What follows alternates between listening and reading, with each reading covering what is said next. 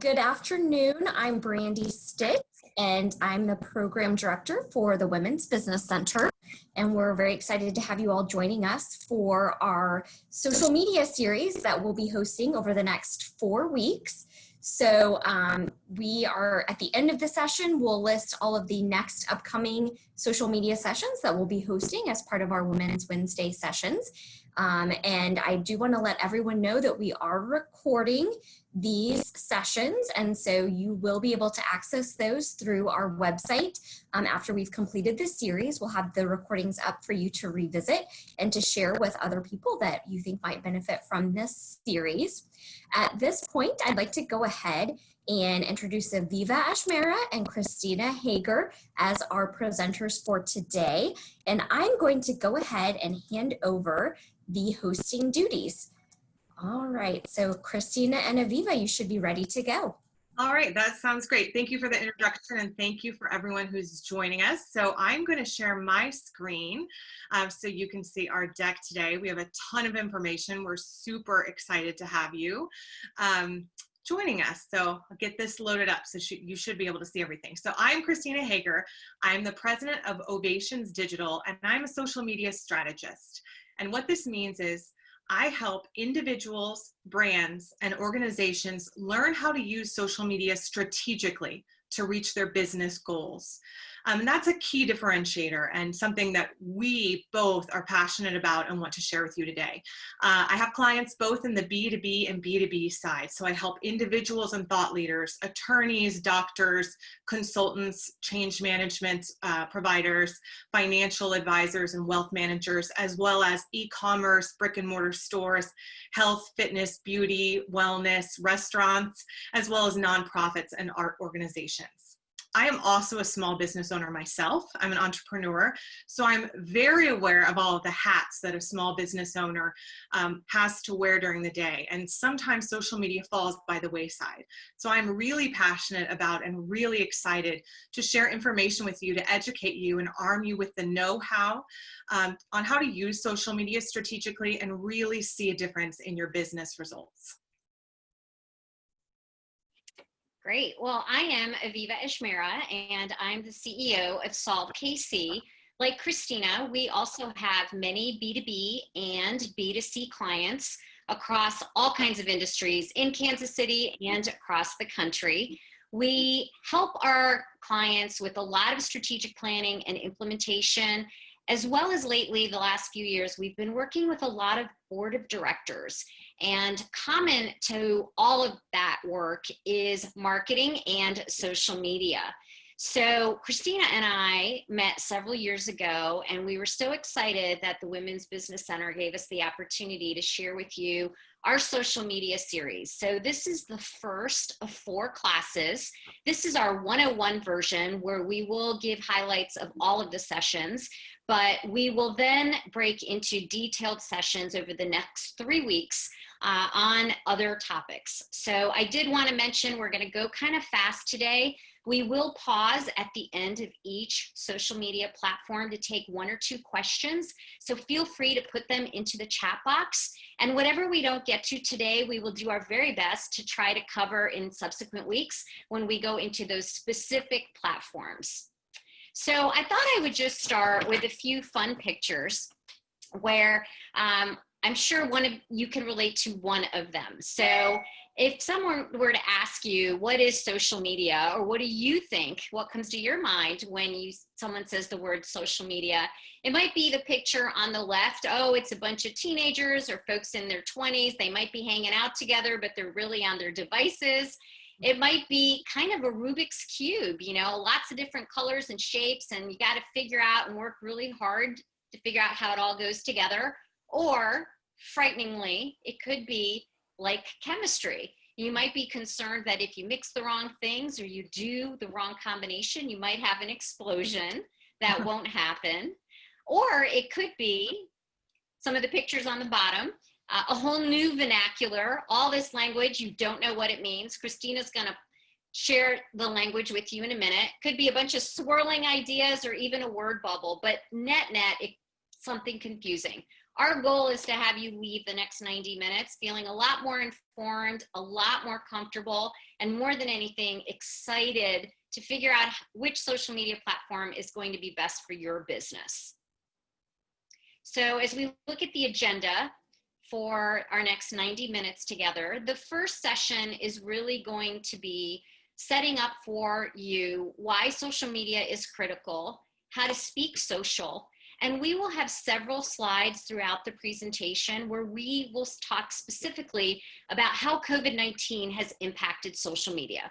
And then again, in our 101 version, we will cover each of the top 4 social media platforms for business: Facebook, LinkedIn, Instagram, and Twitter, and kind of give you the headlines and the key things you should think about before you embark on a strategy in each of those platforms. At the very end, we have some tools.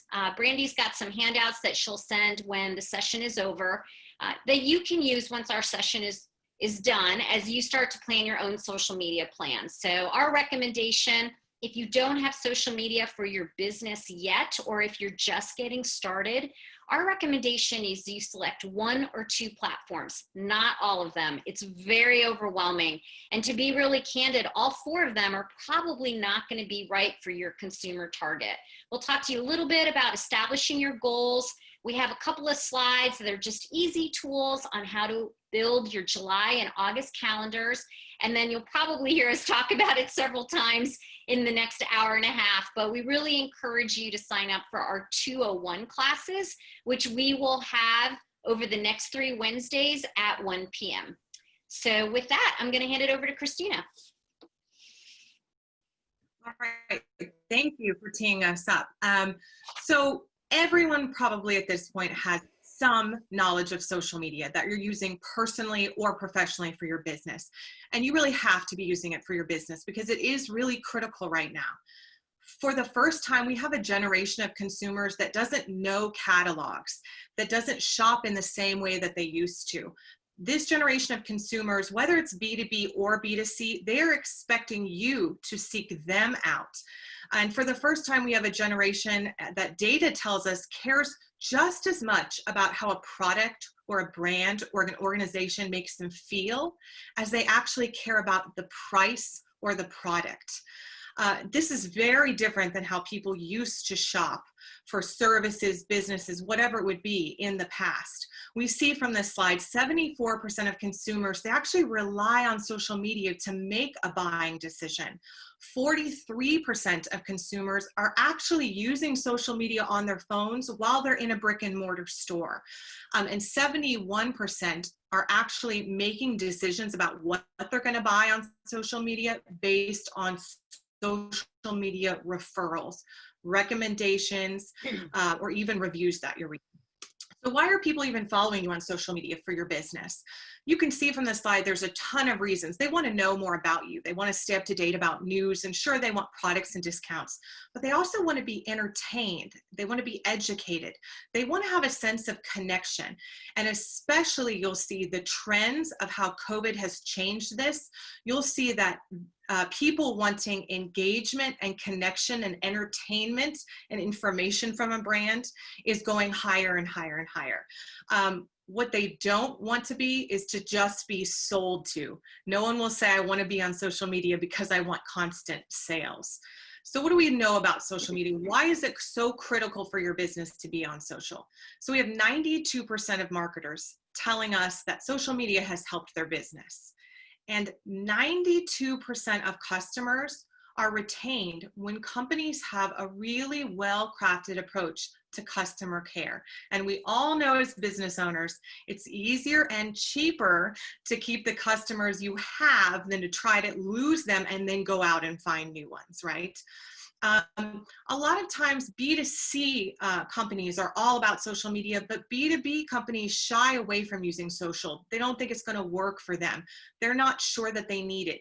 90% of B2B businesses are seeing an increased exposure from social media. And I'll tell you, when it comes to a B2B website, the #1 place that traffic is coming to B2B website is LinkedIn. 78% of consumers say that a company's social media has impacted their purchase. And what does that work with COVID right now? A third of US consumers worry that businesses who don't share company news, they're worried that they're not financially solvent, that they're in trouble because of the pandemic. And because of that, they don't want to spend their money with them. And this is across the board, B2B and B2C. This is hamburgers and this is printer services. This is everything. So now is not the time to go silent on social media.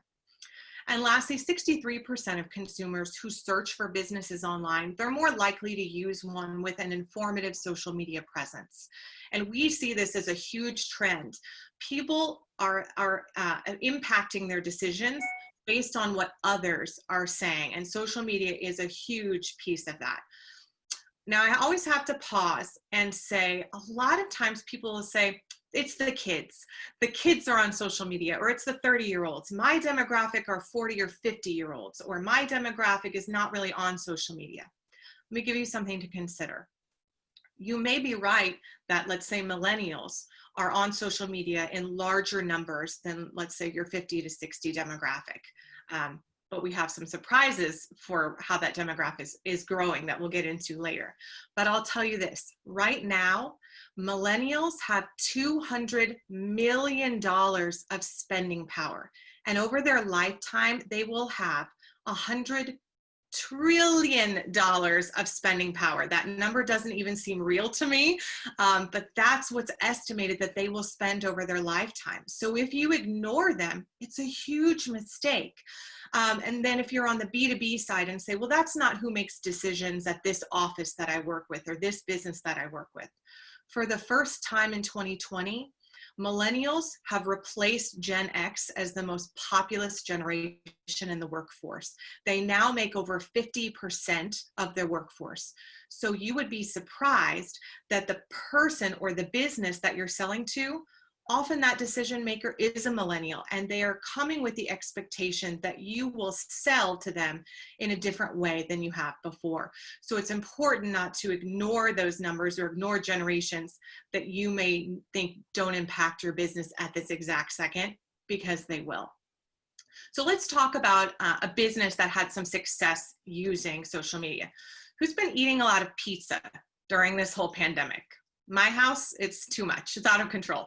So Pizza Hut used to be the best thing going.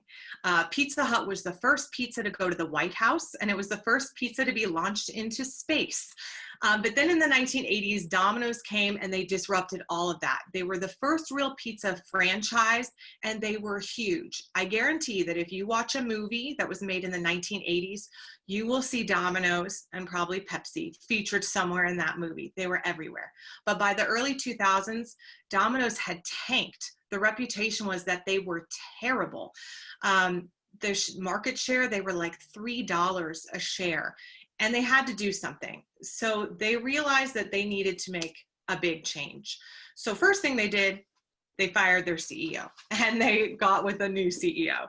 And with this new CEO and then marketing team, they launched this "Oh Yes We Did" marketing campaign.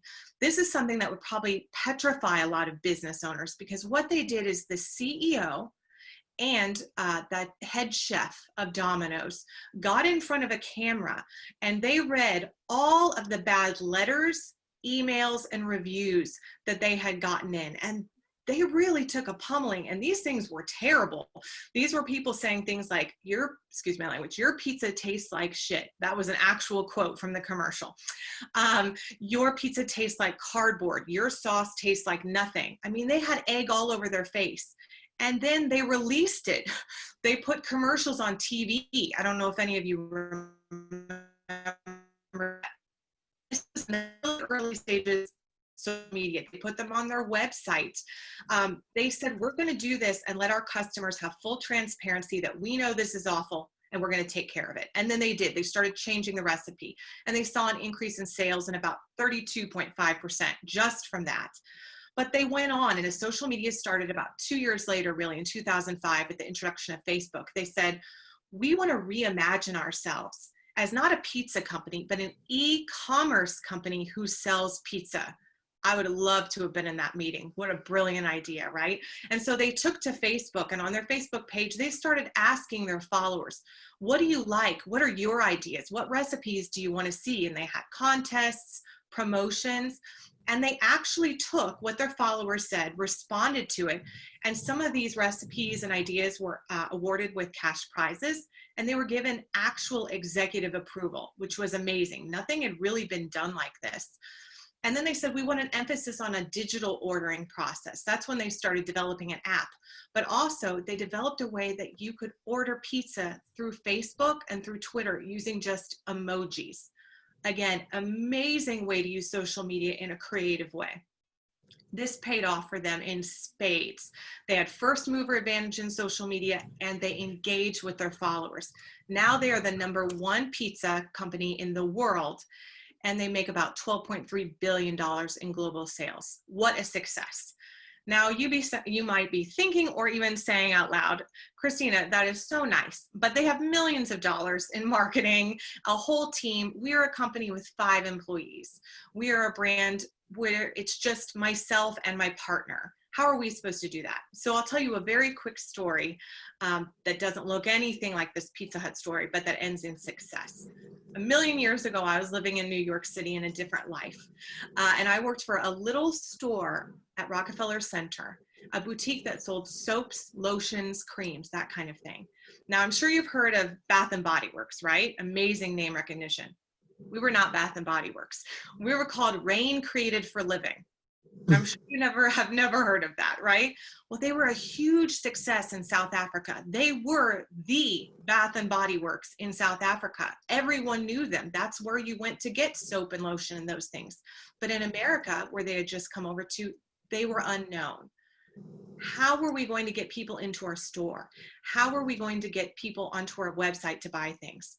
We realized we needed to utilize a strategy, a social media strategy. We started small.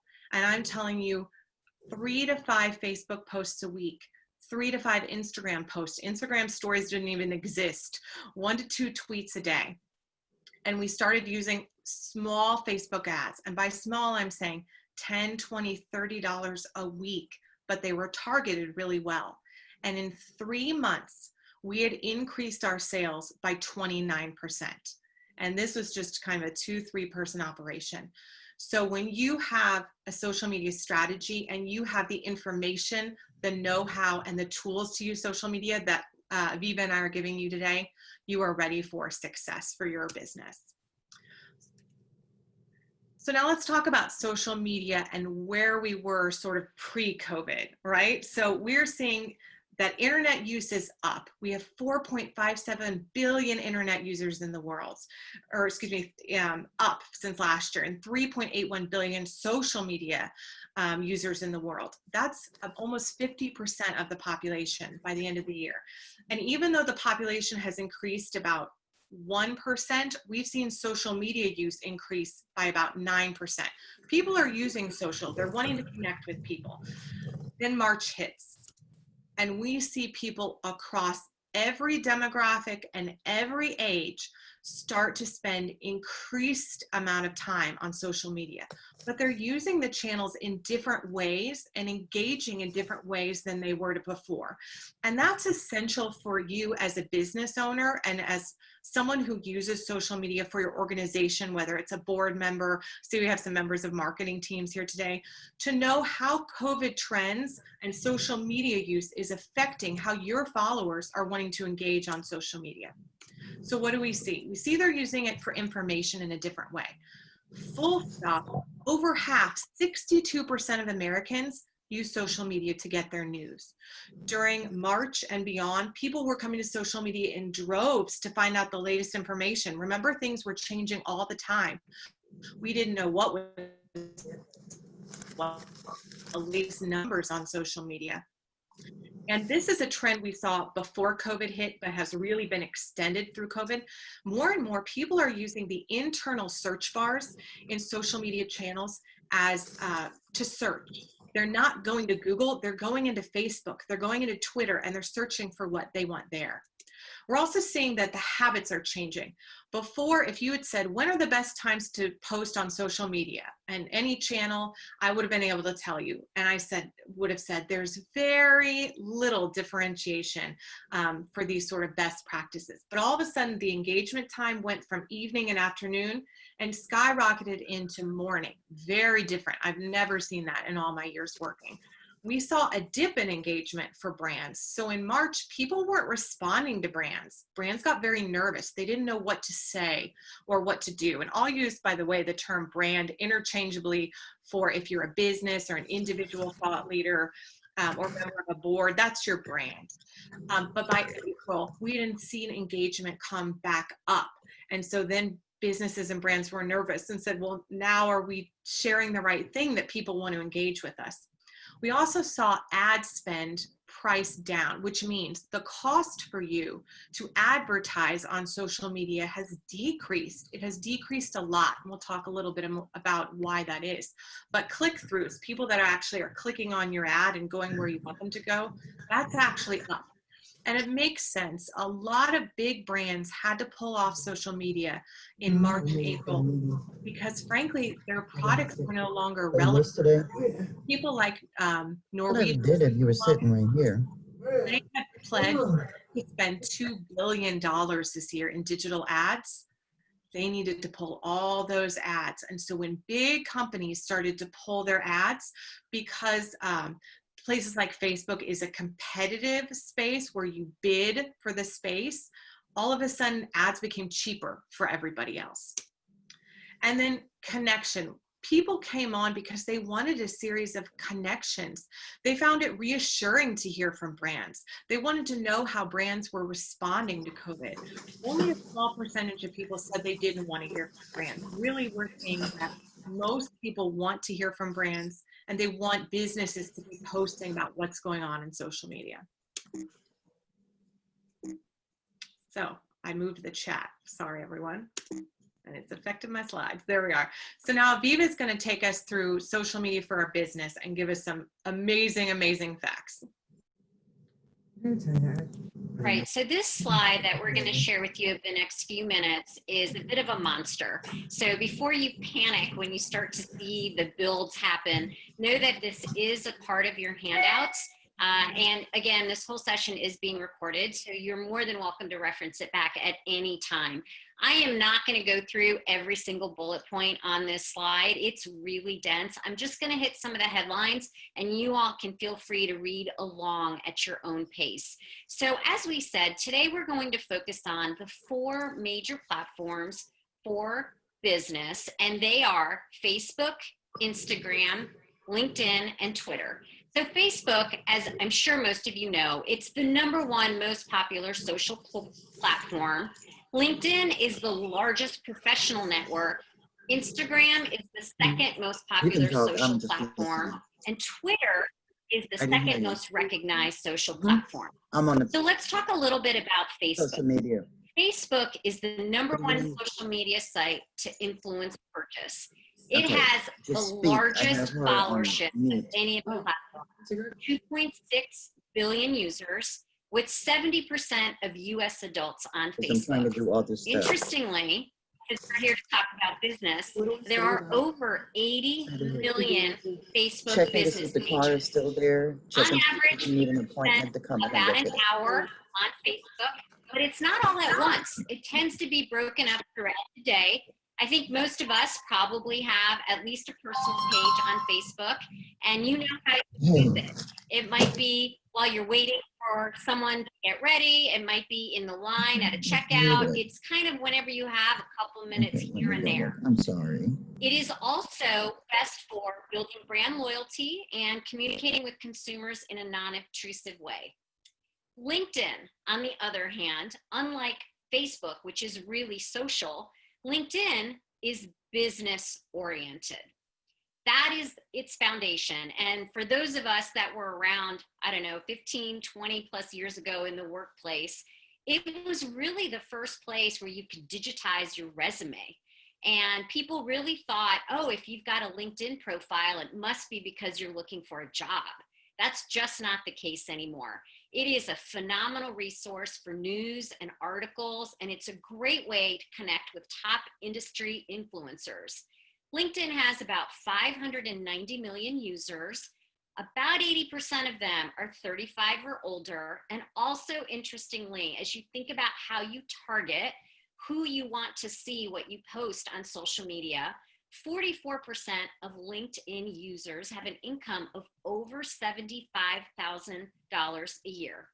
About 40% of people use it daily. It's best for its origins, which is networking, but also really to reinforce your brand and build professional credibility. Moving on to Instagram. I don't know how many of us have an Instagram account, either personally or professionally, but origins are around social sharing for pictures and videos and building relationships. Instagram is now at 1 billion users, and 90% of the users are younger than 35 years old. I was telling Christina at the beginning, if any of you logged on early and you were listening to our banter, I first got an Instagram account when my daughter was in middle school, and I didn't have it for myself. I really was doing it to just make sure there weren't any weirdos out there following her. But that's how I got started on Instagram. People get started on social media, the different platforms, in a lot of different ways. 72% of teens are on Instagram. Lots of hashtags on Instagram, and we'll talk about hashtags a little bit more today, but in a lot more depth in our following sessions. And the average amount of time that a user is on Instagram on a daily basis is about 28 minutes. Now, when you think about it, over 100 million photos and videos are updated daily.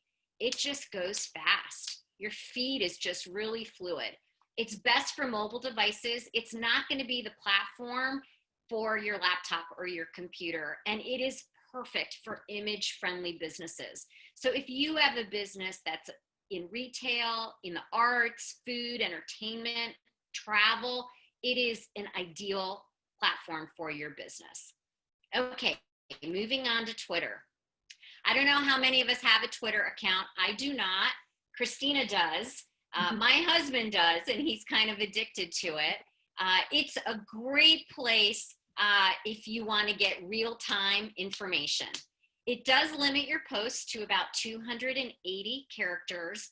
There are over 600 million users on Twitter, and I shared a little bit about the gender breakdown because you can kind of see, even if you just look at demographics, whether it's gender or age, you can see how the different platforms kind of lend one way or another depending on who your consumer target is.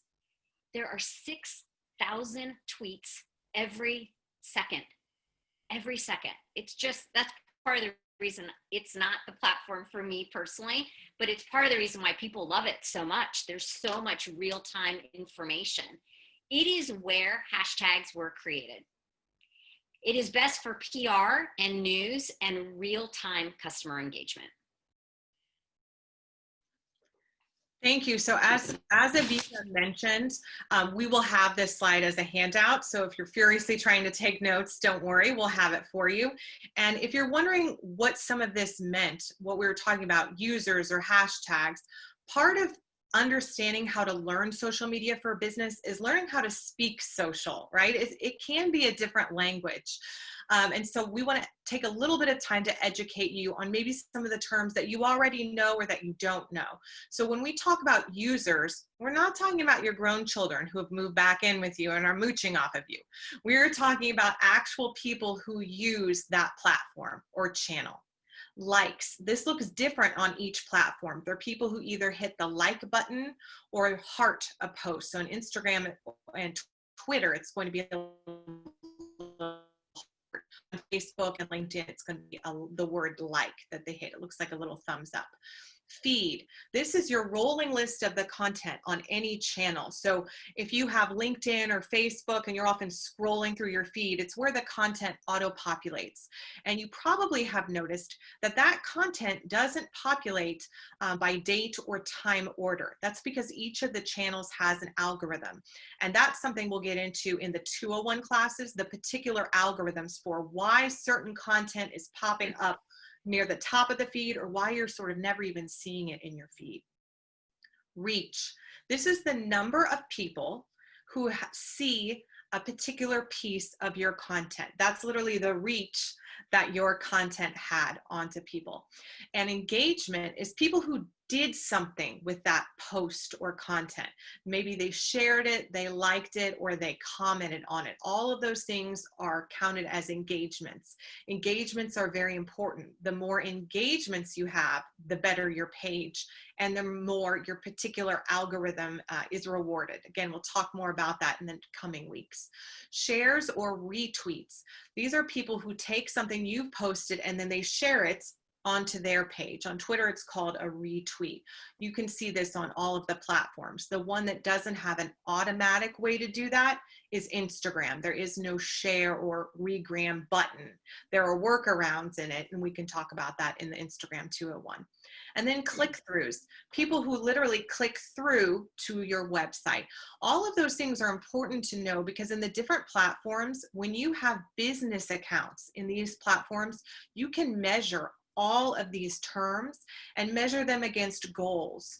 So you may want a piece of content to have a certain percentage of engagement to know if it's successful or not. And again, something that we'll discuss more in detail, but important to be able to speak social. And people always say, well, what is a hashtag? A hashtag is something where you have the pound sign, as you can see here, with a series of words that follow it. And what it does is it really serves as a virtual bookmark to then collect all of the content with that same hashtag in that particular channel. Businesses, brands, and individuals use hashtags for events, for particular dates, themes, things are happening. As you might imagine, hashtag COVID, hashtag coronavirus was trending on every single channel in March and April, trending so much on Twitter that Twitter created a separate tab for it because there were so many tweets that had hashtag COVID. Sometimes businesses create branded hashtags. Nike comes to mind, hashtag just do it. And so this is a great way that you can create some content that all goes together with your brand and that people can find it. And now we're going to launch into talking about the big four, and we will talk about the biggest of the big four, and Aviva will tell us all about Facebook. All right, so at the beginning of each section, we will have what we call a fast facts page, and we'll kind of set up the key things you need to know for each section. So we will have this dashed box on this page, which is really a carryover from that monster slide that we had a couple of ago that just kind of reminds you what it's best for. So Facebook is best for building brand loyalty, and again, just communicating with consumers in a really easy way. I thought the chart on the bottom right-hand corner was an interesting way to just illustrate for you the age breakdown of what percentage is engaged in Facebook. And as you can see, it's at least 50% for each demographic. The exception would be 65 plus. And while that number might not seem very impressive compared to, say, the 30 to 49-year-olds, the 65 plus group is also the fastest growing group on Facebook. So if you have a product or a service that's targeting that demographic, know that Facebook is becoming more and more a part of their lives as well. One of the most common questions that gets asked is, how many times a day should we post on Facebook, or how many times a week? So some guidelines. If you want the algorithms to be your friend, and we will talk a lot about algorithms in our session next week, which is very specific to Facebook, the recommendation is a minimum of 3 times a week and a maximum of 10 times a week. Then the next question is usually, well, what time of day should I post? When's the best time to get the most kind of eyeballs on our posts?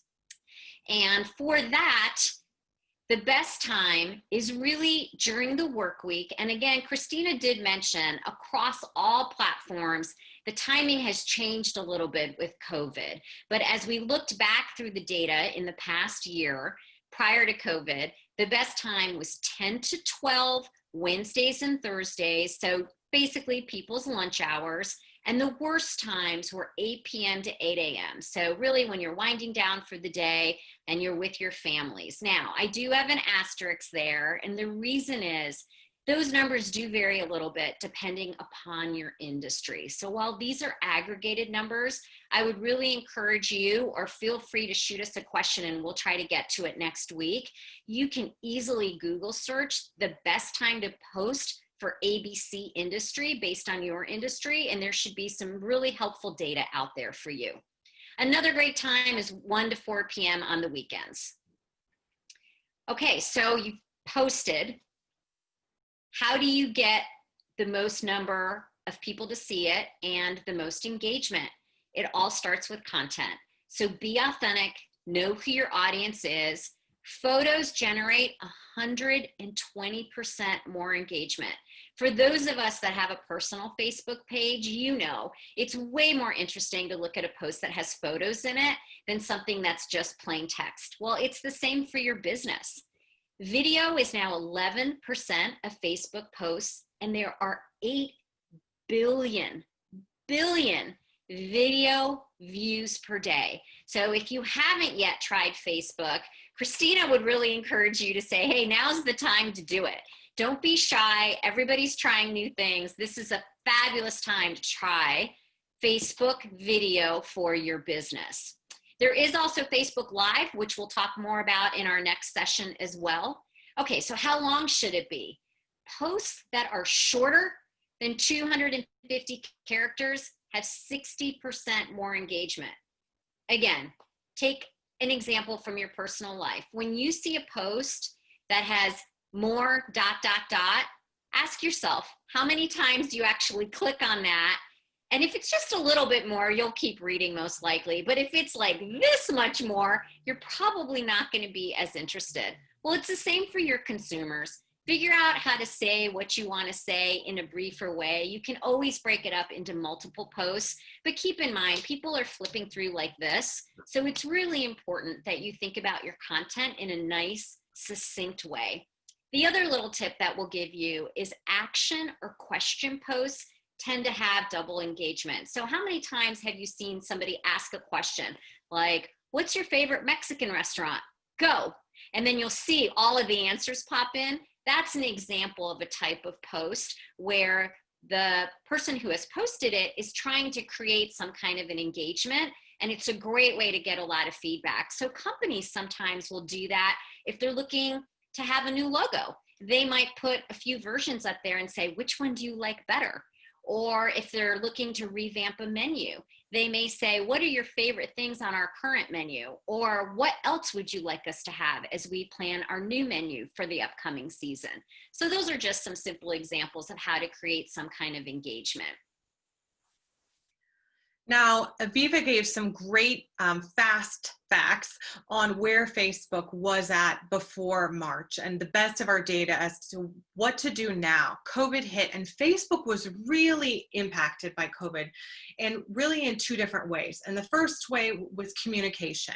So we already talked about how engagement started to trend earlier. And this makes sense. People, all of a sudden, a large majority of people were working from home. They were on computers all day at their houses or doing whatever all day from their houses. And they no longer wanted to engage at night on their computers. They wanted to unplug. So everything shifted earlier in the day. Comments were decreasing during the day. Private messages to brands were decreasing. Video calls were doubling. So what we saw really was that people in March were not engaging with brands and businesses in the same way they used to. They were really using Facebook to stay connected to all those people near and far who they no longer could see every day face to face. People were also really running scared in March. They weren't sure what we were up against. almost every state had some form of stay-at-home order. And so we saw more people than ever using a feature called Facebook Community, which is how they can check in, see what's going on where they live. And we also saw this huge uptick in people creating and using Facebook groups. These were individuals. These were also businesses using Facebook groups. There was an example of a man in Amarillo, Texas, who started a Facebook group to just talk about COVID. This was at the end of March. And overnight, by doing nothing more than just starting the group and inviting a few people, the next morning he woke up and it had over 1,200 members of the group. People were eager to find community virtually because they could no longer go out and find community in person. Now, this is a stat that honestly blew me away, and I work in social media. Half of Americans get their news from Facebook. That is not half of the Americans on Facebook. That is half of all the Americans. That is a ton of people getting their information and news from Facebook. So you need to keep in mind that that is a reason that people are coming onto social media, especially to understand what's going on with COVID. The second big impact that we saw COVID have on Facebook was on ad spend. We talked a little bit about earlier how when the big brands pulled their ads, Facebook ad costs dipped, and they dipped a lot, 15 to 20% sort of industry standard. We saw a total ad spend increase of only about 2% from February to March. It's usually about 10%. We saw cost per click. Facebook gives you all of this data. You can actually figure out how much it costs you, a business owner, to have someone click on a post or click on your Facebook website, things like that, and it decreased about 2 cents.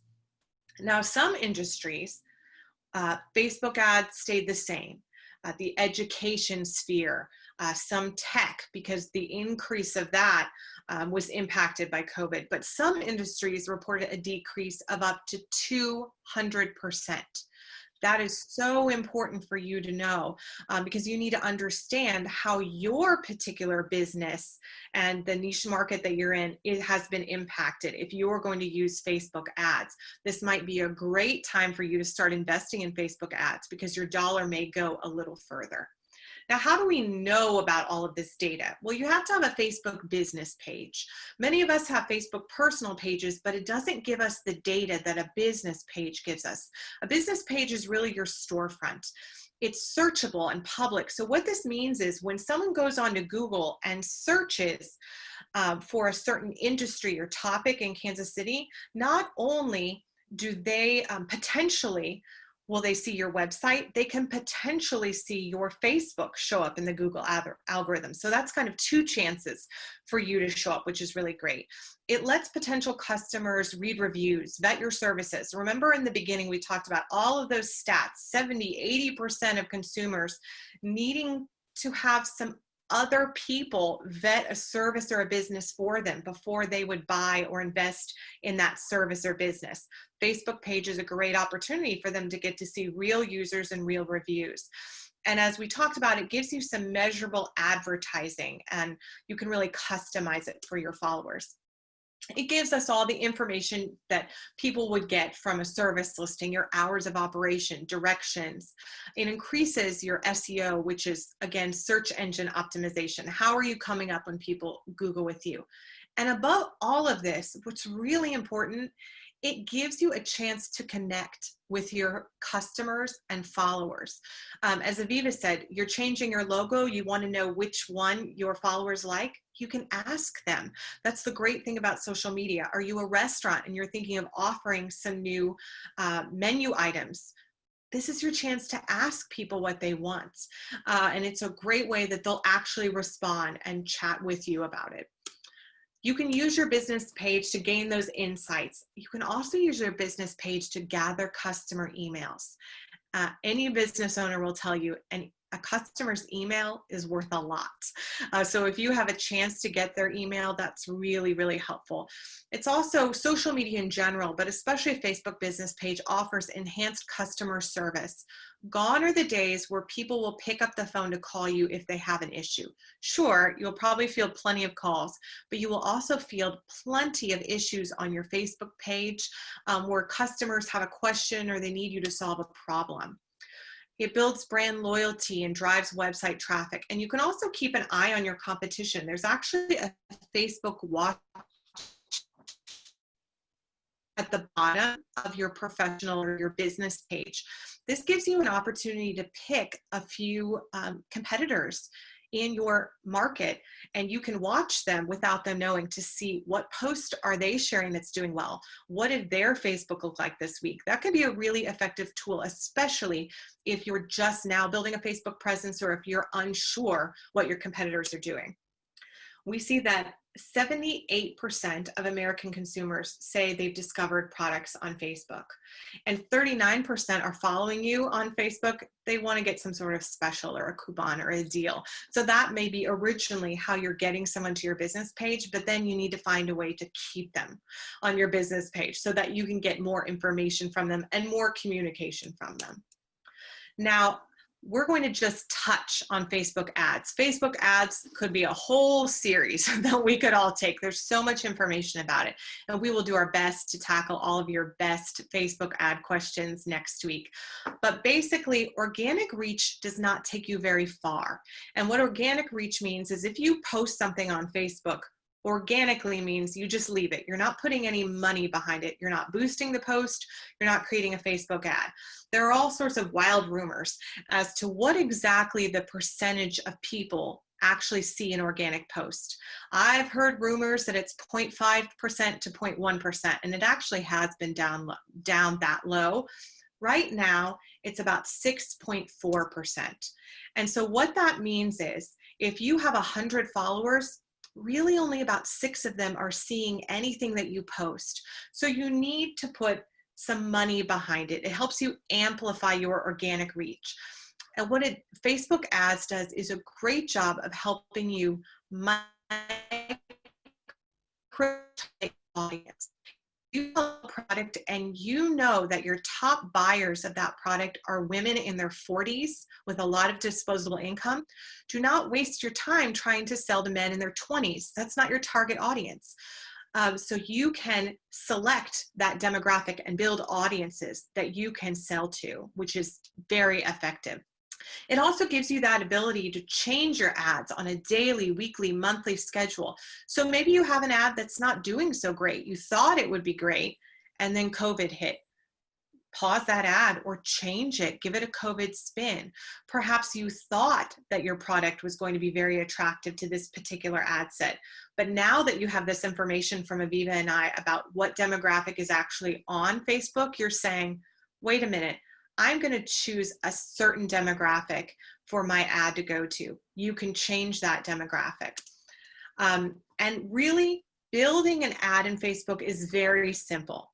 You choose an objective based on what your business goals are. And not every objective, and this is a really hard part for us business owners, not every objective is, and then they buy. Right?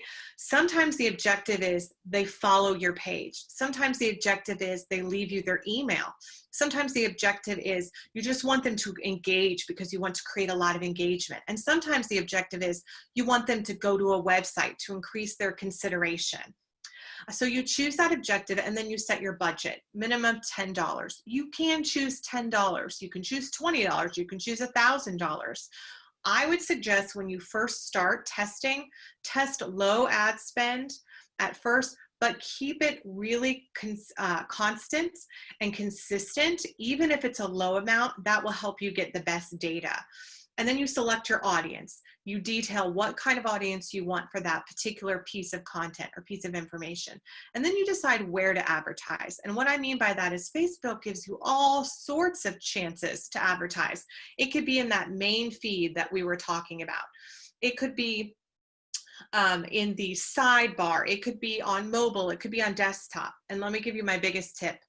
There's a button you can press that says, "Let Facebook optimize for me." choose that version. Facebook knows best where to advertise for you and where that demographic is. Make sure that you go ahead and do that. That'll be very helpful. And then make sure you manage and measure your data. You can spend $100 or $300 or $2,000 on Facebook ads, but if you're not measuring against any goals, you're not sure what you did. Sure, you might have 100 clicks here and a couple sales here, but how are you going to know how much each of those sales cost you or each of those leads cost you unless you're going back and measuring for that data? So that's really essential. This is perfect because we have a question. Now we're going to pause for just a couple questions. Julie asked, what dollar amount do you consider a low amount to begin?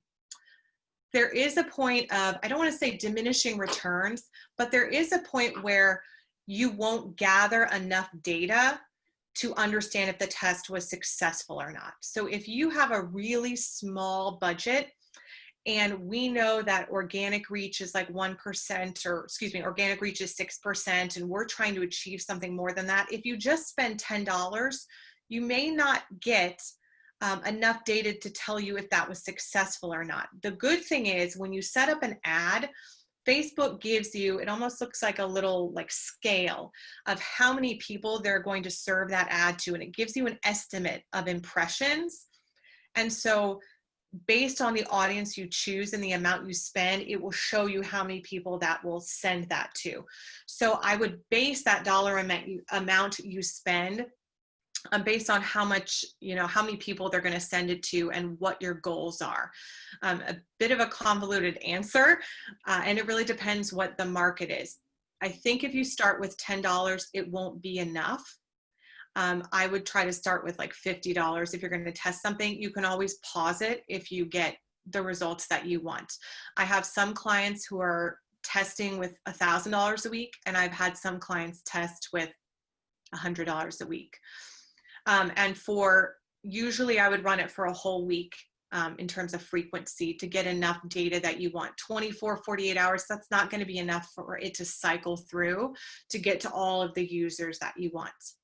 Does anyone else have any other questions about Facebook? We can take one more before we move on to the exciting world of LinkedIn. All right, if you think do that in the chat because we'd love to address it in the Facebook 201 next week, but we'd love to move on, and Aviva is going to start teeing us up talking all about LinkedIn.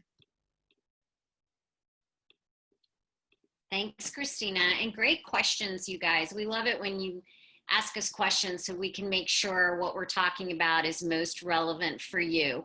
So we had shared at the very beginning that LinkedIn is really about business. So if you think about what all of us are, which is business owners, depending upon who your consumer is, your strategy with LinkedIn will be a little bit different. From a business to business standpoint, it's important to know that now 92% of marketers use LinkedIn. So the chart on the bottom right-hand corner gives you the breakdown of the different social media platforms that marketers use. And you can see LinkedIn is the absolute highest. Now, the next thing is, okay, well, I don't have LinkedIn. I've been thinking about it. How do I go about building a profile? We're going to talk about both building first your own personal professional profile, but then also a company profile, and kind of why you may or may not need that company profile. Again, we'll get into a lot more detail in our session in 2 weeks on LinkedIn, but we'll give you some of the headlines and maybe some of the teasers in the next few minutes. So it's really important that you add a professional photo to your profile. This is Christina's. It's absolutely gorgeous. And the main reason is, I don't know how many of you have been on LinkedIn before, but you go to connect with somebody. There's 5 other people that have that exact same name. And guess what? Not everybody has a picture. Not very helpful. So a picture is really important because it helps people to recognize you. You will get 21 times more profile views, and it will make your profile or your persona on LinkedIn 36 times more likely to receive a message. It's also important, and we said, okay, we don't want a blank face, we want a professional face. A lot of times people just put up a casual photo, like perhaps one that they have on Facebook. We don't recommend that either. Have someone in your family just take a picture of you. It doesn't need to be anything professional. It can be right off of your cell phone, but have it be something professional, not casual and fun, and more like your Facebook page. There are template sections when you go in to create your profile, your personal one. They will have things like education and experience, community service and volunteer work. If any of those are relevant for you, we recommend you fill all of that out. You will get 5 times more connections if you list your current position. So what are you doing today? And you'll get 12 times more profile views than if you don't have this information. It really, if you think about it, it's a snapshot for somebody to get a sense of who you are. So the more relevant information you include, the more sensibility they have of who you are. It's also a great way for people to connect with you. I mean, keep in mind, you're not meeting with them in person. So this is just a way to give them other data points of things that you might have in common. You both may be avid volunteers for the same nonprofit organization, or you might belong to the same fraternity or sorority. It doesn't matter that you started that 20 years ago. It's something you can still connect on now. The other important information to have is skills. So the skills section used to be built out a lot more complicated than it is now. Now the recommendation is at least list 5 skills. That will get you 31 times more views. And if you think about it, someone that's checking out your profile may not know a whole lot about you. They may have seen you present somewhere. They may have heard your name for a friend. They're trying to learn a little bit more about you. So again, the more information that you can include, the better. The next big question is, how many connections do I actually need to make? Our recommendation is you need to hit at least 500. And the reason is, if you all were to go in, let's say you're watching our Zoom on your laptop, if you were to go to your phone or your iPad and hop on LinkedIn, and you can either hop on my profile or Christina's profile, you will see that it says 500 plus. That's the goal that we want to give you. Now, I know that number sounds incredibly daunting, but I guarantee you most of you can get to that number. And when we cover LinkedIn, we'll give you some really easy strategies to think about that you can use to try to get your connection pool to 500 plus. Now, if you're a CEO, you've got a little bit extra work to do, because our recommendation is that you actually get to 1,000 plus connections on LinkedIn. Keep in mind, you are the #1 ambassador for your company. So it's really important that your LinkedIn profile is strong, and you want any posts that you make to have as much reach as possible. And the best way to do that is to actually have more people that you're connected to.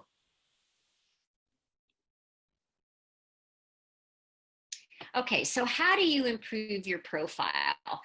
I have 7 key steps on how to go about doing that. The first one we talked about a little bit. It is make sure you have a professional photo. A new-ish feature that LinkedIn added a few years ago is to have a background. On both mine and Christina's LinkedIn profiles, we have the logos of our companies. You don't have to have the logo. You could have something else that represents your company. But again, keep it professional. Now, you may see a lot of people on LinkedIn just kind of have that default background. It looks like an astrological logo or icon. Everybody knows that's the default. We don't want you to be default. We want you to have a background that really represents who you are and what you do and what your business is. You can use a logo, you can use some other kind of imagery. There's all kinds of really cool ideas. And again, if you've got questions about that, please feel free to throw them into the chat. The next thing that's really important after getting the photo in place and getting a background in place is to have a title and some keywords that describe you. Now, I use the word normalize because sometimes people have the craziest descriptions to describe what they do.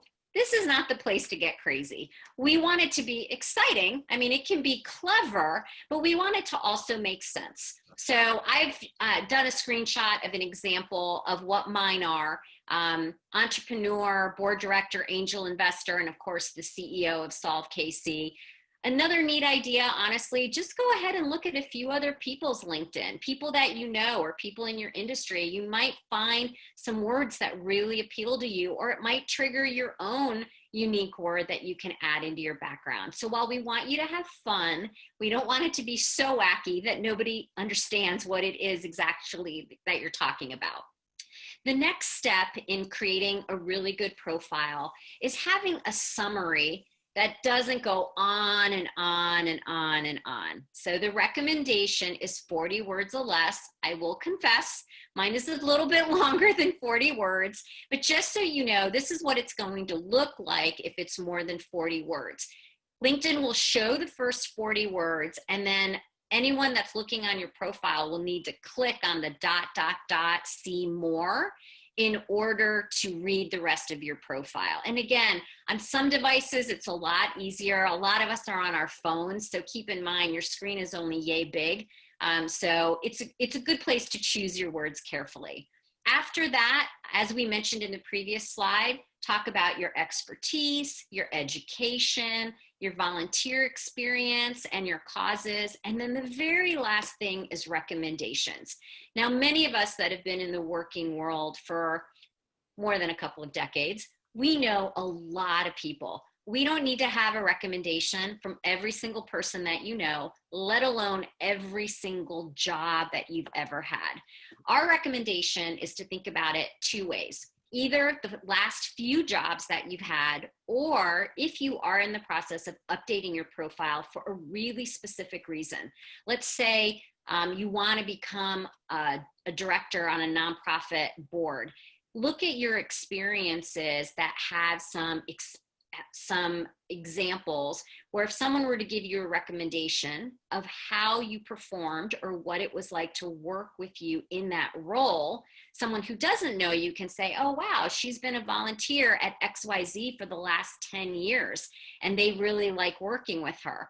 Or it could be you've launched a business, and let's say that your business is a culmination of your other experiences where you were an employee. You can have recommendations there that specifically talk about certain skill sets that you had that give you credibility in your current role as a business owner or someone that works in the current company that you're in. So those are just some ways that you can think about how to request recommendations from friends. I will also say very candidly, I know I get asked to write a lot of recommendations. I always ask the person who's requesting a recommendation to try to really itemize what it is that they want me to speak about. You don't want all your recommendations to read the exact same way. They should, in totality, build out a more holistic picture of who you are versus the content that you're self-inputting into your profile. So I always really appreciate it when someone says, I would love if you talked about the XYZ time that we worked together and the specific project where I led ABC and we got results, blah, blah, blah. So just a way to make it easier for the people that you're requesting a recommendation from. So that's just an example of a recommendation that I have regarding some of the work our firm does with strategic planning. So then moving on to the next slide, let's talk about creating a compelling company profile on LinkedIn. So we just talked about your personal profile. Now let's talk about a company profile. Do you need one? Christina and I will go into a lot more detail about that in 2 weeks when we talk specifically about LinkedIn. But the quick answer is most likely yes. So depending upon what your industry is and really who your consumer target is. If your consumer target isn't professional and they're not on LinkedIn, I don't know that you really need to be on LinkedIn. But if you are business to business, or you're trying to establish yourself as a thought leader in an industry. Let's say that you've created a business where there's a gap in the market and you've really got something new to the market or new to the industry. We absolutely would encourage you to have a LinkedIn company profile. What a company profile does for you is it allows you to showcase your business. It also allows you to share buzz. So things that are going on in your company or in your industry, and just create some general brand awareness for the name of your company. It's also a great place to highlight team expertise. So a lot of times what we see companies do is when someone in their firm joins the firm, or somebody gets a big promotion, or they just complete a big project, or they get a great award, it's a great content to go ahead and put on your company profile. Other aspects of why the profile is important: it's a great way to nurture existing relationships. Christina had mentioned it's always easier to retain a client than to try to acquire a new client or get repeated business with an existing client. You'll see that a lot of times when we post, we brag on our clients. We are so happy when they have success that it's our honor to go ahead and repost, to share on our site great things that they're doing. It can also be used as a recruiting tool, going back to its origins for talent. It's a great way to say, hey, we're hiring. I mean, we see that a lot on LinkedIn these days, where companies say, we've got 10 open positions and here they are, and please go to our website for more information. Or we're growing our business and we're going to go into a different market. You know, if you know anyone that's highly qualified, please have them connect with us, etc. And then finally, it's a great way to drive traffic to your company website. So when you go in and create your profile, you can put in the URL of your company website, because again, LinkedIn isn't going to have everything that your website could possibly have, and your website's going to do the very best job of showcasing who you are and what all of your services are. LinkedIn is a way to tell them, hey, this is our company website name, and this is where you can go to learn a little bit more about who we do, who our clients are, and you might even have testimonials either on LinkedIn or on your website. And again, just a great way to give credibility to people that are checking you out.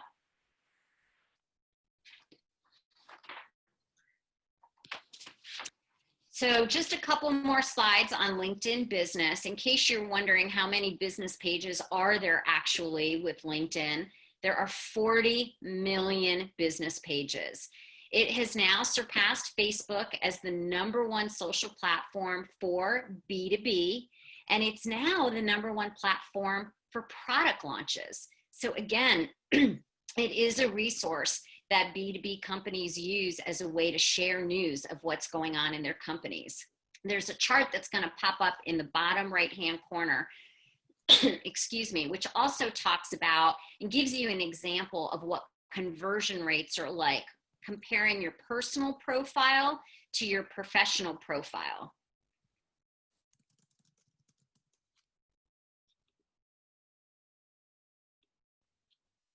There we go. Thanks, Christina.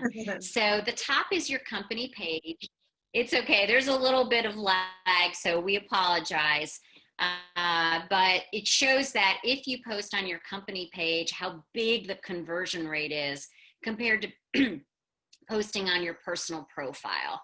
And then the last bullet, I mean, just to give you a little extra incentive in case you're on the fence on if you want to have a LinkedIn page or not, there is research that indicates that people are 50% more likely to purchase from a company when they can interact with you on LinkedIn. It's just another validation point.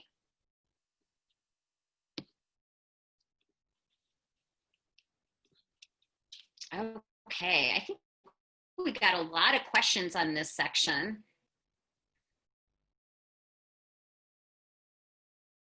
So Aviva, I think one of the interesting questions we had, and this is from TJ, is for B2B audiences. So for B2B marketers, how much of our personal LinkedIn profile should be related to the company's attributes? So what recommendations would we have about like using the headline to promote the company, or do we not recommend doing that? So I always think of my personal page as part of my brand.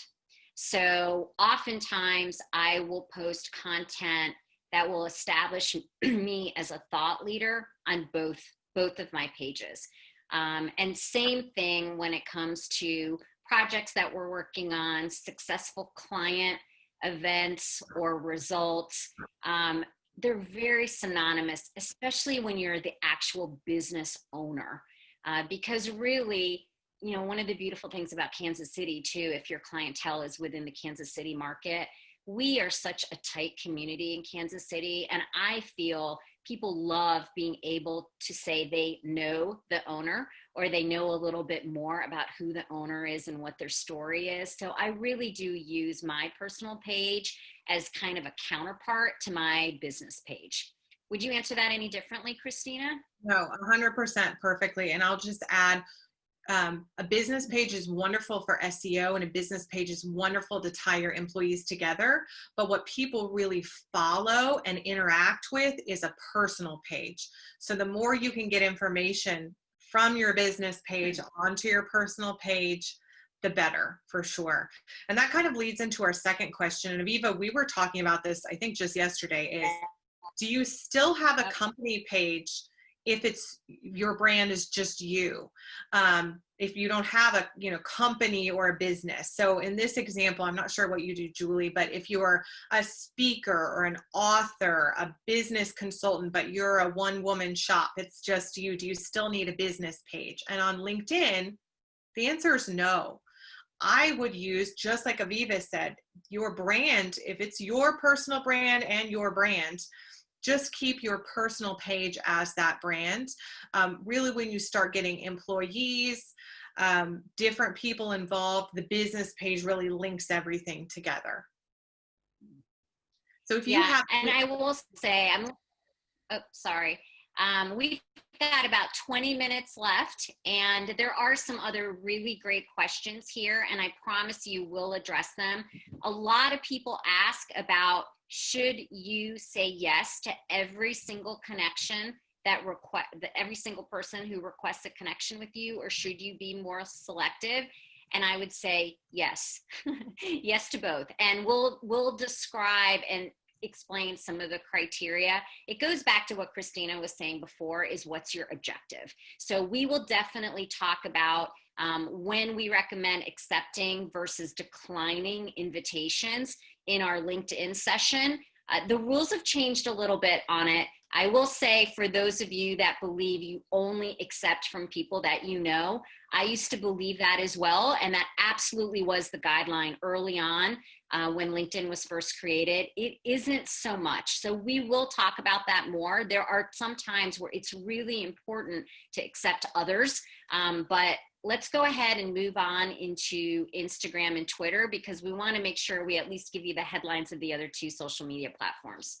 Perfect. So we're taking a little left turn into Instagram. So whereas LinkedIn is based on a feed on words and videos and pictures, Instagram is just based on pictures and videos. It's really only for a mobile device. You can view it on a computer, but it works. The functionality is just for your phone. And it builds great brand authenticity. And it's owned by Facebook. And I'll talk about this a lot, because the relationship between Facebook and Instagram is really, really strong when it comes to Facebook ads and analytics and things like that. So we'll talk about it both in Facebook 201 and Instagram 201. Videos, pictures, hashtags, that's what's doing well on this platform. And people are on Instagram for fun, for sure, but they're really using it to connect with brands and businesses. 81% of people use Instagram to research a product or a service, and 83% discover a new product or service on the platform. So they are not daunted by the fact that businesses and brands are on Instagram. They're expecting that you will be there. They want you to be there. Instagram engagement is huge. The way that you use Instagram and the way people engage, you get a 58 times higher the engagement per follower than Facebook, and 120 times higher engagement than Twitter. So if you want to really talk with and engage with your audience, Instagram is going to be a great place for you. And that's why I call it sort of a brand's best friend. It's actually the second most used social media site after Facebook. And the average user is on there for almost an hour a day, searching through, researching, looking, and 90% of the people on Instagram are following at least one brand. They're using Instagram to make buying decisions. And this is not just B2C. B2B businesses are now getting a piece of that pie too. So don't feel like it's just for B2C businesses. We're seeing that now 3/4 of businesses are actually on Instagram. And look at your potential advertising audience, like 850 million people. It's huge. And now a lot of times Instagram gets a rap that it's just a bad rap, I'll say, that it's just for the kids or just for the teens. And while a large demographic of millennials and teens are on there, the largest growing demographic on Instagram is the 55 and over sect. And this really makes sense when you think about it. What milestones are you hitting when you're that age? You may have children or grandchildren who are entering milestones in their life, and now you want to be on Instagram to start following them. Now you've participated maybe in Facebook, and now you're starting to participate in So don't forget about that demographic when you're creating content for Instagram for your business. It's important. Another essential thing is Instagram stories. A lot of people haven't used these for their business. They're not sure how to use it. It feels like a lot of work. They're unclear what they are. And so here's what they are. They are posts and videos, and they disappear after 24 hours. And they're viewed in a slideshow format, like a reel. And how I would describe them as, they're a series of, like a series of commercials, rolls one into another on your TV. That's how Instagram stories are. And they're at the top of the feed. They're always at the top of the feed. So it's easier to get a follower to click on a story because they don't have to do any work. They're right there waiting for them. And why stories look so authentic is that they don't need to be made in such a formal format as a picture with caption and copy. They look a little more casual. They're the really human voice of your brand. And also, since they flow right into another, you might have a situation where your followers are sitting down and they're looking at their phone and they're looking at their stories and they're saying, oh, this is exciting. And I see my friend Dixie's story and I see my friend Kirsten's, and then it automatically flows into the Kansas City Chiefs story, and then it automatically flows into the Rieger's story. And so because of that, I'm having a really authentic user experience. I don't feel like I'm being sold to. And you can save your stories, and there's a lot of best practices into sort of how to create those that we'll talk about in the Instagram and Twitter section. But people are really using these businesses and brands because 500 million people are using the Instagram stories every day, and 1/3 of stories that are being viewed, they're actually from a business. People are more interested in the business after seeing their stories. We're seeing more people put stories into their marketing objectives and marketing plans. So people will say, if I want to do one thing to try to bump up my business, I want to do one thing on social media to try to communicate with my followers. If you're on Instagram, I will urge you that that one thing you can do is start to utilize Instagram stories. Start to think about how you can build stories into your daily routine. Start to think about how you can use features like polls and questions to talk to your followers, to create a really organic experience where you're really using social the way it's supposed to be used, to really communicate with your followers. And again, that best practices of stories, if you haven't used them, it might be confusing. And so we'll talk about that a lot in our 201. And someone did have a question about how to utilize their stories. Let's see. How, if Instagram is providing your business, Aviva, can you read that in the chat? I'm having trouble moving it up. Yes. Yep. I can read it. Do you want me to read it to you? Sure. Instagram provides our business with the best engagement ratios, and by Google Analytics search engine results, track Instagram second behind Google searches in first place. The worst platform interaction is through Facebook. Okay, perfect. Facebook is a time waster with people asking, yep, okay. Perfect. So I think it's just an endorsement, Perfect. Yay. We love that you're using Instagram. And you can, if you have questions on how to use Instagram and, you know, it's been a success for you or it hasn't been a success and you need some more best practices, drop those questions in the chat and we're happy to talk about them in our Instagram 201 for sure.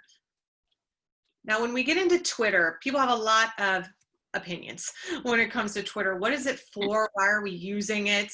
PR is the best for Twitter is the best for PR and news and real-time customer engagement. This is the way you get people where they are in that moment. As Aviva read in the Fast Facts, there are so many tweets that even Twitter has a hard time keeping up with just how much content is going through here. And despite what sometimes you may see on Twitter, Twitter is actually a very educated platform. A large portion of people using it are educated. A large demographic have a high income. And they're eager to share thought leadership, news. You see a lot of professionals on Twitter, a lot of more CEOs, doctors, attorneys that are dentists that are willing to share their thought leadership on there. 70% of Twitter users get their news from there. And they also tell us that watching video is the #3 reason why they've come there. People will say, well, I sent a tweet. Why didn't no one see it? Because the lifespan of a tweet is 7 minutes. I mean, it's teeny tiny. People are really not seeing it because there are so many tweets going through that, which is why typically brands post 3 to 30 times a day. People will often say, what's the magic number? If you want to just keep your Twitter alive for your brand or your business, you need to tweet at least 2 times a day. I would suggest more than that, and depending on your market, what you're trying to do and what your goals are, but that's the just bare minimum to kind of keep things going. Also, part of it is you want to make sure that the tweets that you're sending and that your Twitter experience is the most optimized.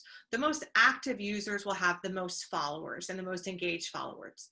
Tweets with hashtags have 100% of the engagement, and those with images, 89% more favorites. This is sort of a trend that we've seen constantly through all of the channels. The more images, the more video. Video on Twitter, 10 times the engagement, 6 times the chance of being retweeted. So the more you can share images in your tweets, the better you are. We also see that Twitter gets a lot of a reputation for a lot of chatter.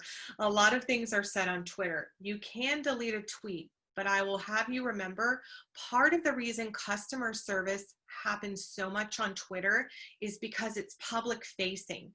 People know that if they're upset at a brand and they tweet them, #1, they expect an answer within 24 hours, and that's the longest you can go. #2, they know that it's public facing, that other people will see what they've sent as their tweet. So it's sort of a way of lighting a fire under a business on Twitter. So make sure you're responding in kind, and remember that tweets live on forever. COVID deeply impacted Twitter, and basically this is where all the chatter happened.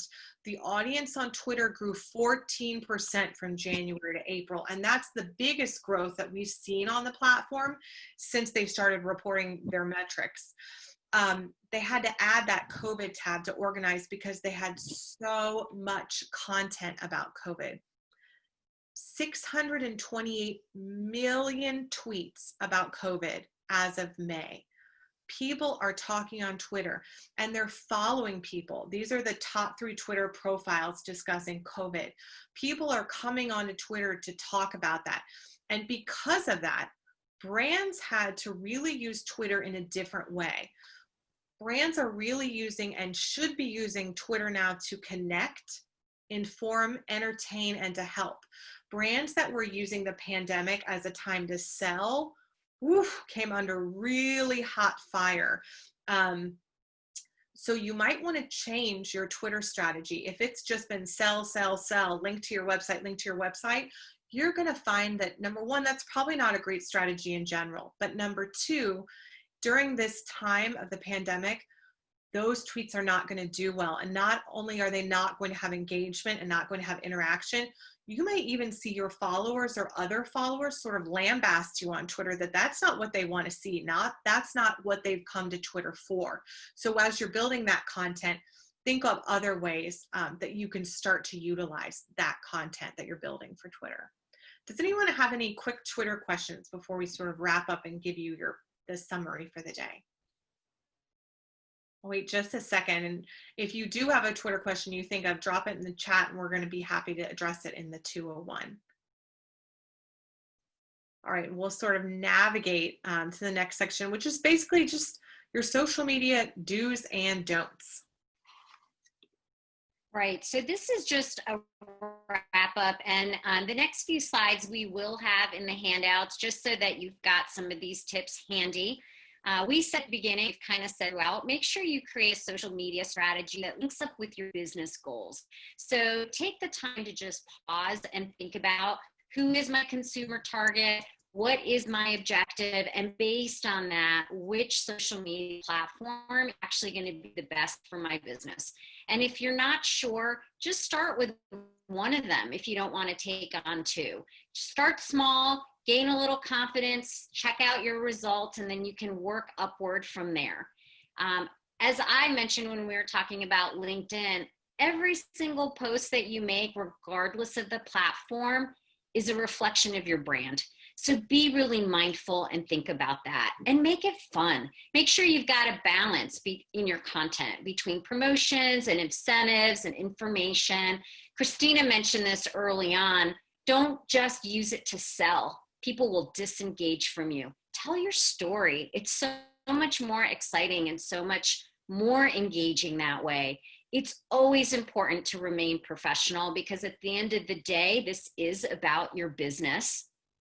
And then, I'm going to build to catch up, a little bit of a time lag. There we go. Make sure you track the results. We talked a little bit about results. We'll talk a lot about it in our subsequent sessions so that based on what your goals are, tracking the appropriate key performance indicators that are giving you a good indication of are the types of posts that I'm doing working? If you're spending ad money, is that working? Do you need to spend more? Can you spend a little bit of less? Look at some of your engagement metrics. How many clicks are you actually getting all the way through to your website so that they can learn a little bit more about you? And then the final one, and I cannot stress this enough, make sure you reciprocate. Just like when we all put a post out there, always checking to see how many people liked it or hearted it. Did anybody make a comment? What kind of a comment did they make? We do that a lot for our friends and our family members. Let's make sure and do that for other small business owners. So if you're seeing their content come through, you know the owner or you don't know the owner, but you might be a consumer of the product, they might be in your neighborhood, go ahead and give them a thumbs up or a heart or whatever the case might be. And if you have something positive and encouraging to say, because usually in your mind you're thinking something, go ahead and type it in. It is a wonderful way to give endorsement to small businesses, but it's also a great way to help those businesses with their algorithms, which is obviously what we want for ourselves. So I would just say be a good neighbor and make sure you keep doing all that good stuff. Now, as far as planning, and we talked about planning, and we will talk about it in more detail. We just wanted to give you some big headlines as we close out the session. It is really important to be consistent. And we know being consistent is hard sometimes because you're busy trying to run your business. Our recommendation is that you try to plan 30 to 60 days in advance. Set aside time at the end of each week or month to work on the next rolling 30 to 60 days. You can also always hire somebody to do it for you. Christina does it for many, many, many clients all over the country. But you can also, if you're on a super small budget and you're a super small business, you might just be launching or in the process of growing, hire an intern.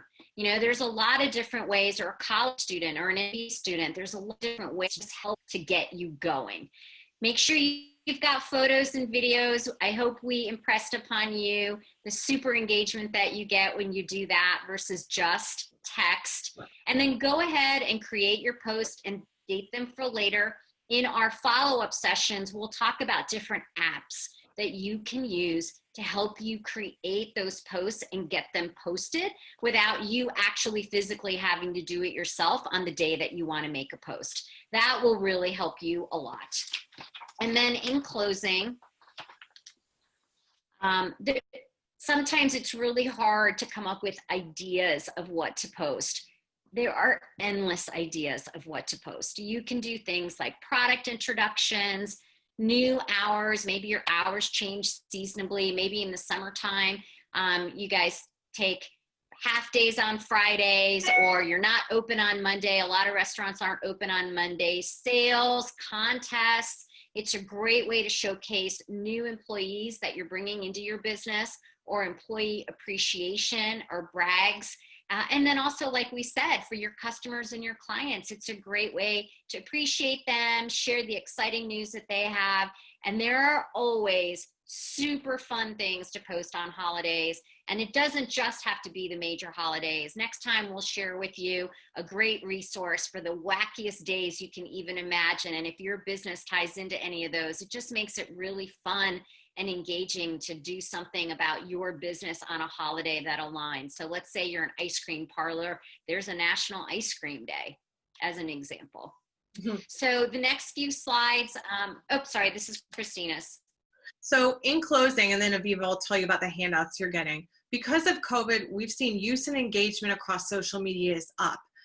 This means there are more followers who are ready for your content. They want inspiration and entertainment and escapism. And so as a business owner, what do you do with this? You can take advantage of low media costs to see great results in social media advertising. You can give your followers what they want. If they want entertainment, if they want escapism, if they want inspiration, learn how to build your content that represents your brand, tie it in with your social media goals, and start posting. And that's what we hope we can give you a tool to do. And that's why it's your turn. So Aviva will just take you through that. These are the handouts that you're going to get.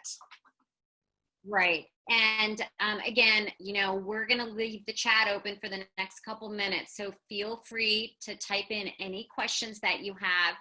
This is just a reminder slide, and the next two slides you can print out once you get them. They're just for the month of July and August. I'm sure you all have your own calendaring system. We just didn't want to give you an excuse to say, hey, I took this awesome webinar, but then I didn't have my calendar next to me, so I didn't have a chance to jot my ideas down. We just wanted to give you some actual formats to go ahead and start planning your social media for the next 30 to 60 days. This was the first of 4 classes in our series. We are very grateful to the Women's Business Center for partnering with us so we could bring this workshop to you. We have 3 more workshops coming up in the month of July. Next week, we're going to focus on Facebook, and we'll get into lots of fun detail with Facebook. The following week, we'll talk about LinkedIn. And then the last Wednesday in July, we'll talk about Instagram and Twitter. So please join us. We hope you got a lot out of this content. And Christina, do you have anything else that you'd like to say? No, thank you so much for having us. We'll stick around for about 3 minutes. So if you have anything you want to drop into the chat, thank you for having us to the Women's Business Center. Hopefully we can answer maybe 1 or 2 questions or keep them along for the next, but we'll see you in the 201s. Thank you, everyone. Thanks all. We really appreciate it.